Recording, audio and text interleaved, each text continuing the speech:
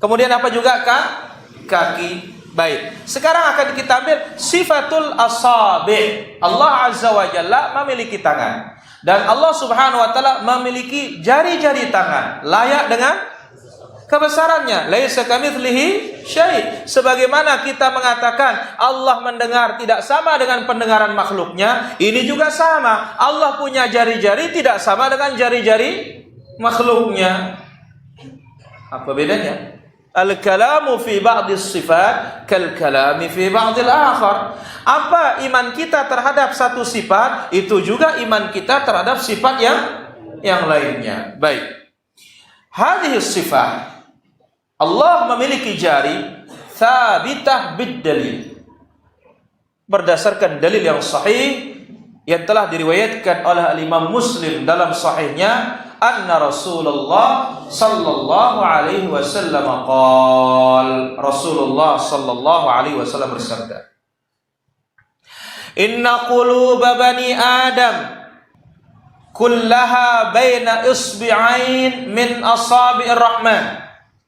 Semua jantung hati kita para jamaah, semua anak Adam ini berada di antara dua jari tangan Allah Subhanahu wa taala. Berada di antara dua jari tangan Allah. Qaqalbin wahidin, Allah jadikan seperti satu jantung. Yasrifuhu haitsu yasha. Allah Subhanahu wa taala memalingkannya kepada apa yang dikehendaki. Allah mau palingkan dia ke maksiat, akan maksiat.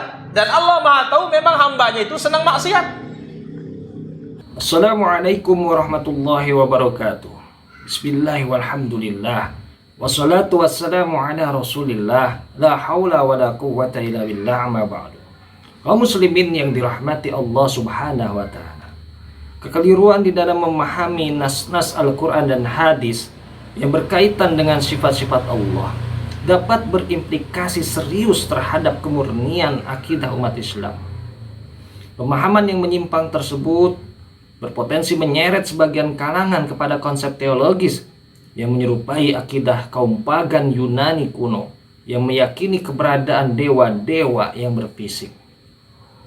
Salah satu contoh adalah pandangan teologis yang dianut oleh kelompok Wahabi yang menetapkan bagi Allah sifat-sifat seperti tangan dan jari jemari secara lahiriah, sebagaimana tadi yang telah kita saksikan di dalam video.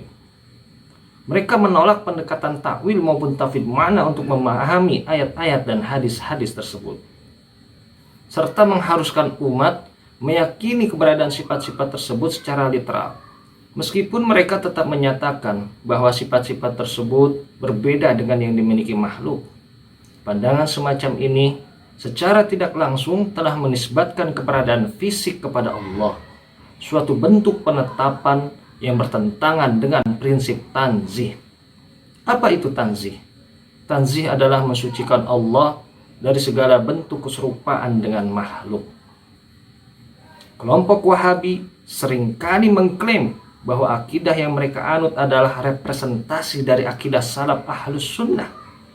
Namun, klaim tersebut umumnya hanya berdasarkan asumsi pribadi, tanpa merujuk secara komprehensif kepada penjelasan ulama-ulama otoritatif ahlus sunnah mengenai konsepsi akidah salaf secara khusus dan akidah ahlus sunnah wal jamaah secara umum. Sebagaimana yang telah dijelaskan oleh Imam Al-Baihaqi rahimahullah di dalam karyanya, yaitu kitab Al-Asma wa Sifat, ketika Imam Baihaqi menjelaskan lafaz al-asabi atau jari jemari yang dinisbatkan kepada Allah Subhanahu wa ta'ala. Berikut adalah kitab Al-Asma wa Sifat karya Imam Baihaqi. Redaksi kitabnya ada di halaman 317 dan di halaman 318. Qala Syekhu radhiyallahu anhu, amman mutaqaddimuna min ashabina fa innahum lam yashtaghilu bita'wili hadzal hadithi wa majaru majrahu. Berkata Syekh, semoga Allah meridainya, adapun ulama terdahulu dari kalangan sahabat kami, maka mereka tidak menyibukkan diri dengan menakwilkan hadis ini dan yang semisal dengannya. Wa inna ma fahimu minhu wa min amsalihi ma siqa li ajlihi min izhari qudratillahi ta'ala wa izami sya'nihi. Mereka hanya memahami darinya dan dari yang sejenisnya maksud utama dari penyampaiannya, yaitu untuk menunjukkan kekuasaan Allah Ta'ala dan keagungannya. Wa amal mutaakhiruna minhum fa innahum takallamu fi ta'wilihi bima yahtamiluhu. Adapun ulama belakangan dari mereka, maka mereka membahas penakwilan hadis tersebut sesuai dengan makna yang mungkin ditanggung olehnya, yang dapat diterima secara bahasa dan syariat. Walaysa ma'nal yadi fi sifati bi ma'nal jarihati hatta yutawahama bisubutiha subutul asabi'. Dan makna ayat dalam sifat-sifat Allah bukanlah dalam arti anggota tubuh, sehingga disangka bahwa menetapkannya berarti menetapkan adanya jari-jari. Bal huwa tauqifun syar'iyyun atlaqnal isma fihi ala ma jaa bihil kitabu min ghairi takyifin wala tashbihin. Akan tetapi itu adalah penetapan syar'i berdasarkan wahyu. Kita menetapkan nama tersebut sebagaimana datang dalam Alkitab atau Al-Quran, tanpa menanyakan bagaimana dan tanpa menyerupakannya dengan makhluk. Walau sahal khabaru min tariqi riwayati kana dhahirul ladzi minhu muta'awwalan 'ala naw'in minal majazi aw darbin minat tamtsili. Seandainya hadis itu sahih dari jalur riwayat, maka makna lahiriahnya dapat ditakwilkan sebagai suatu bentuk majaz atau bentuk tamsil. Qad jarat bihi 'adatul kalami bainan nasi fi 'urfi takhattubihim. Telah menjadi kebiasaan dalam percakapan manusia menurut adat bahasa mereka. Fayakunul ma'na fi dzalika 'ala ta'wili qouli 'azza wa jalla was samawati matwiyatun bi yaminihi. Maka makna yang dimaksud adalah seperti penafsiran firman Allah Azza wa Jalla, dan langit-langit itu digulung dengan tangan kanannya. Ay qudratuhu 'ala tayyiha wa suhulatul amri fi jam'iha wa qillatu tiyasiha alaihi. Maksudnya kekuasaannya dalam melipat langit-langit tersebut dan kemudahan baginya dalam mengumpulkannya, serta betapa tidak sulitnya baginya untuk melakukannya. Bimanzilati man jama'a syai'an fi kaffihi fastakhaffa hamlahu falam yastamil bi jami'i kaffi alaihi lakinnahu yaqilluhu bi ba'di asabihi. Hal itu diibaratkan seperti seseorang yang mengumpulkan sesuatu di telapak tangannya, lalu meremehkan beban barang tersebut, sehingga ia tidak perlu menggenggamnya seluruhnya dengan tangan, tetapi cukup mengangkatnya dengan sebagian jarinya saja. Faqad yaqulul insanu fil amri syakki idza udifa ila ar-rajulil qawiyil mustaqilli bi'ibihi. Maka seringkali seseorang berkata tentang suatu perkara yang sulit apabila disandarkan kepada seorang laki-laki yang kuat dan mampu menanggung bebannya sendiri. Innahu la yati 'alaihi bi usbu'in wahidatin aw annahu ya'maluhu bi khinsirihi aw annahu yakfihi bi sughra asabi'ihi. Dia dapat mengatasinya hanya dengan satu jari, atau ia melakukannya dengan kelingkingnya, atau cukup dengan jari terkecilnya. Aw ma asbaha dzalika min al-kalami alladhi yuradu bil istizharu fil qudrati 'alaihi wal istihanatu bihi. Atau ungkapan lain yang semacam itu yang dimaksudkan untuk menunjukkan betapa mudah dan ringannya perkara tersebut baginya, serta betapa besar kekuasaan dan kemampuannya atas hal itu. Kaqali syair, sebagaimana dalam syair berikut. Ar-rumhu la amlau kaffi bi wal lubadu la atba'u tazwalahu.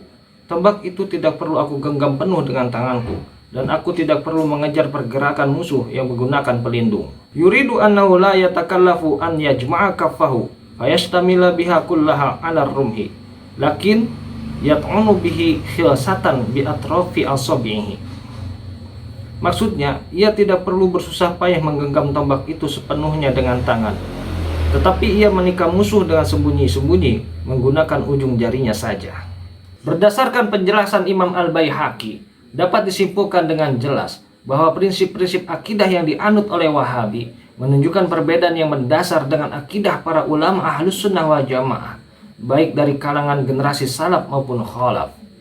Hal ini menunjukkan urgensi mempelajari ilmu akidah melalui bimbingan para ulama yang memiliki otoritas ilmiah serta sanad yang tersambung kepada para ulama salaf yang terpercaya.